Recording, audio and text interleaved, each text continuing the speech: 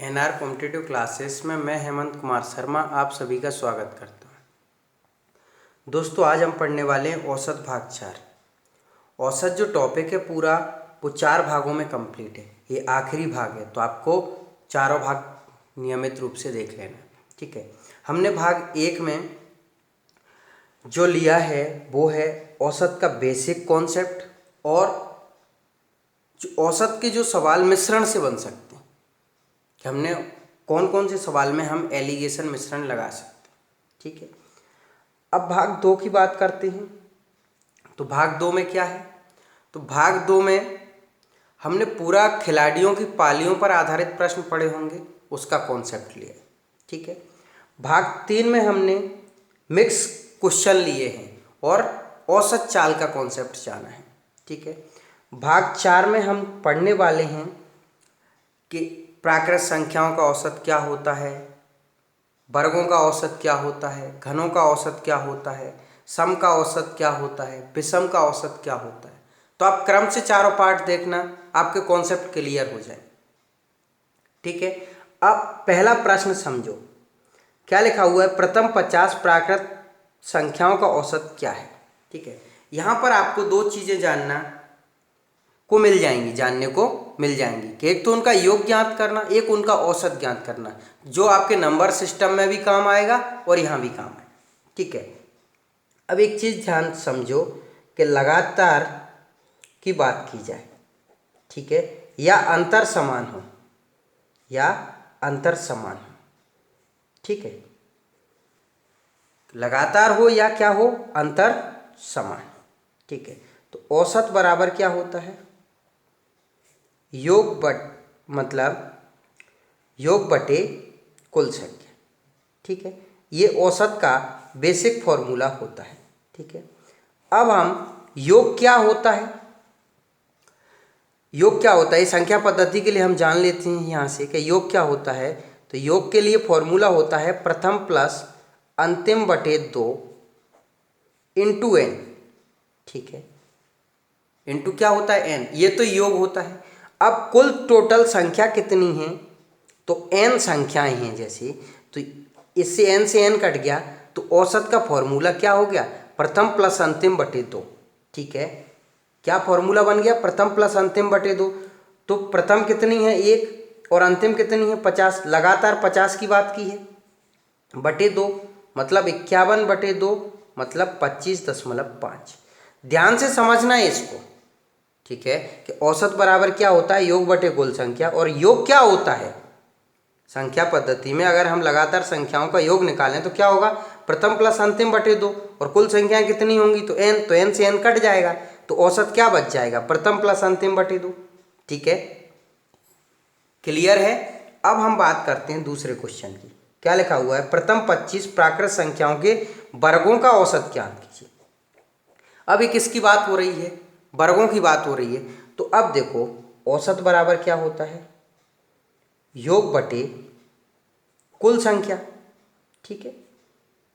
अब हमने संख्या पद्धति में पढ़ा है कि वर्गों के योग का फॉर्मूला क्या होता है, n plus 1 2n plus 1 upon 6, ठीक है। ये आपको एक चीज जानने के लिए संख्या पद्धति में फॉर्मूला पढ़ने को मिलेगा, तो आपको वहां याद कर लिया तो यहाँ याद नहीं करना पड़ेगा और कंफ्यूजन में भी नहीं रहोगे। ये तो योग हो गया। अब कुल संख्या कितनी है, तो n रहेंगी, ठीक है। तो n से ही n कट जाएगा, तो औसत का फॉर्मूला क्या बन गया हमारा, n plus 1 2n plus 1 upon 6। अब n की वैल्यू कितना है यहाँ पर 25, तो 25 और 1 कितना हो जाएगा 26, इंटू 25 से 2 में गुणा होगा तो 50 और 1 51 बटे 6, ठीक है। 3 से काट दिया 2 बार और 3 से काट दिया 17 बार, 2 से काट दिया 13 बार, 17 3 51 की 1 हासुल की 5, 17 कम 17 और 5 22, तो 221 इसका क्या हो जाएगा आंसर। क्लियर दोस्तों। देखो आराम से समझना, आपको यहाँ पर 2 चीज़ का बेनिफिट मिलने वाला है कि एक तो संख्याओं का योग ज्ञात करना भी सीख जाओगे और फिर उनका औसत निकालना। तो जैसे अगर वहाँ संख्या पद्धति में क्वेश्चन पूछा कि योग क्या होगा तो आप फट से निकाल दो, ठीक है। अगला प्रश्न नंबर 3 देखो कि प्रथम 11 प्राकृत संख्याओं के घनों का औसत क्या होगा। किसकी बात की है? घनों का। ठीक है, तो औसत बराबर क्या होता है? औसत बराबर योग बटे संख्या। ठीक है, अब मैंने संख्या पद्धति में घनों के योग का फॉर्मूला पढ़ाया था आपको, n+1/2 का होल स्क्वायर। ठीक है, चले यहाँ तक। अब देखो यहाँ पर वैल्यू कितनी हो जाएगी, अभी हम योग ही जान लेते हैं। जैसे 11 इंटू 11 और ये कितना हो जाएगा 12/2 का होल स्क्वायर। तो इसको ऐसे लिख सकते हैं 11 इंटू 12 इंटू 11 इंटू 12/2 इंटू 2। ये तो क्या हो गया योग। अब संख्या कितनी है तो 11 से भाग दे देते हैं, तो 11 से 11 कट गया। ठीक है, क्लियर है कि संख्या कितनी है 11। तो ये अब क्या निकला है, यहाँ तक तो क्या था ये योग, अब हम औसत निकाल रहे हैं, तो 11 से 11 ही कट जाएगा। तो 2 से कितनी बार में कट जाएगा 6 बार में, 2 से कितनी बार में कट जाएगा 6 बार में। तो 6 से 36 इंटू 11, 11 से 66 की 6 हासिल की 6, 11 से 33 और 6 39, तो 396 हमारा इसका क्या होगा औसत। देखो आप ध्यान से समझते चलना है। ठीक है, अगला क्वेश्चन नंबर 4 देखो क्या लिखा हुआ है। प्रथम 199 प्राकृत सम संख्याओं का औसत क्या कीजिए। देखो प्रथम 199 प्राकृत सम संख्याओं की बात की। अगला क्वेश्चन देखो 5 क्या लिखा हुआ है कि लगातार 98 तक की प्राकृत सम संख्या। देखो ये लगातार 98 संख्याएं दे रखी हैं आपको कि लगातार 98 तक, मतलब आखिरी संख्या कौन सी है 98, लेकिन यहाँ पर आपको आखिरी संख्या नहीं पता है। ठीक है, तो जब नहीं पता है तो ध्यान से आप समझो कि आपसे सम संख्याओं की औसत बराबर क्या होता है। औसत बराबर होता है योग बटे संख्या। ठीक है, अब योग का फॉर्मूला क्या होता है n+1।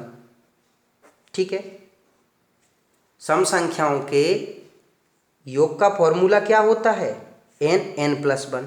ठीक है, अब संख्या कितनी है n, तो n से n कट गया, तो औसत क्या बच गया n+1, मतलब 199 + 1 मतलब 200 हमारा क्या हो जाएगा आंसर। क्लियर है। ठीक है, अब यहाँ पर आपको आखिरी संख्या पता है कि 98 तक की। ठीक है, लगातार अब यहाँ पर देखो कि प्रथम संख्या कौन सी होगी 2 होगी और आखिरी कौन सी होगी 98। तो मैंने आपको बताया था कि जब लगातार में आपको लगातार हो या अंतर समान हो, अंतर समान हो, तो औसत का क्या रहता है, औसत बराबर प्रथम प्लस अंतिम बटे 2। पहले ही क्वेश्चन सिखाया है आपको। ठीक है, तो 98 और 2 कितना हो जाएगा 100/2 मतलब कितना हो जाएगा 50। ठीक है, ये देखो दोनों में अंतर समझ लिया। यहाँ आखिरी संख्या 98 दे रखी थी और यहाँ प्रथम 199। ठीक है, देखो जैसे अभी आपने क्वेश्चन नंबर 4 और 5 समझे थे, ऐसे 6 और 7 में अंतर समझ लो। क्या लिखा है, प्रथम 80 प्राकृत विषम संख्याओं का औसत क्या है, और यहाँ पर बोला है कि 95 तक की विषम संख्या, मतलब यहाँ आखिरी संख्या 95 दे रखी है। ठीक है, और यहाँ पर प्रथम 80 विषम संख्याएं, मतलब ऐसे 1 3 5 हमें 80 संख्याएं निकालना है। ठीक है, तो देखो विषम औसत बराबर क्या होता है, औसत बराबर होता है योग बटे संख्या। अब मैंने विषम संख्याओं का आपका योग का फॉर्मूला पढ़ाया था n²। ठीक है, अब देखो संख्या भी n है तो n से एक n कट गया, मतलब औसत कितना बच गया n, तो n कितना है 80, तो इसका आंसर क्या होगा 80। ठीक है, अब यहाँ पर 95 तक की विषम, मतलब जैसे 1 फिर डॉट डॉट डॉट डॉट फिर 95 आखिरी दे रखी हमें यहाँ पर आखिरी संख्या। तो मैंने बताया था कि अंतर समान होने पर, जैसे 1 आएगा 3 आएगा 5, अंतर 2 2 का चलेगा लेकिन समान चलेगा, तो अंतर समान होने पर औसत क्या होता है प्रथम प्लस अंतिम बटे 2। तो ये हो जाएगा 96/2, मतलब 2 चौक 8, 1 बच गया 2 8 16। ठीक है, अगला देखो क्वेश्चन नंबर 8, प्रथम 31 प्राकृत संख्याओं के वर्गों का औसत क्या है। तो देखो मैंने औसत बताया था आपको, औसत क्या होता है योग बटे संख्या। एक प्रश्न मैं पहले पढ़ा चुका हूँ, पर इससे आपकी प्रैक्टिस हो जाएगी। अब वर्गों के योग का फॉर्मूला क्या पढ़ा था हमने, n+1 2n+1/6। अब यहाँ पर 6 संख्याएं मतलब n संख्याएं, तो n से n कट जाएगा, तो ये औसत का फॉर्मूला बन गया। ठीक है, तो 31 और 1 कितना हो जाएगा, 32 इंटू 31 दूना 62 और 1 63/6। ठीक है, अब 2 से काट दिया हमने 3 बार में, और 2 से काट दिया हमने 16 बार में, और 3 से काट दिया 21 बार में। 16 इंटू 21 बराबर हो जाएगा हमारा 336। ठीक है, अगला प्रश्न देखो क्या लिखा हुआ है, प्रथम 16 प्राकृत संख्याओं के घनों का औसत क्या है। देखो औसत तो क्या होता है, औसत बराबर योग बटे संख्या। मैं एक प्रश्न अभियाल भी पढ़ा चुका हूँ, घनों का योग क्या होता, तो n+1/2 का होल स्क्वायर। ठीक है, अब ये बटे में क्या रहेगी औसत के लिए हमारी संख्या। अब यहाँ पर हम वैल्यू रख देते हैं, तो 16 इंटू 16 और 1 17/2 का होल स्क्वायर बटे संख्या। ठीक है, यह संख्या लिख देते हैं हम, यहाँ पर कितनी है 16।